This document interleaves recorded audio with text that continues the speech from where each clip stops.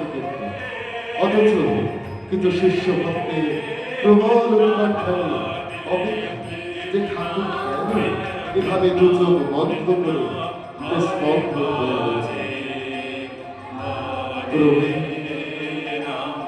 শ্রী শ্রী ঠাকুরের আরতি শেষ।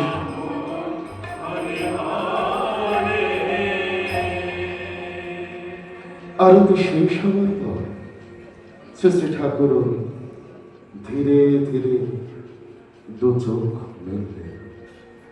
কয়েকজন শিষ্য কাছে এলেন ঠাকুরের, এবং কি এমন হয়েছিল যার জন্য ঠাকুর এরূপ সমাধিস্থ ছিলেন তা ঠাকুরের কাছে জানতে চাইলেন।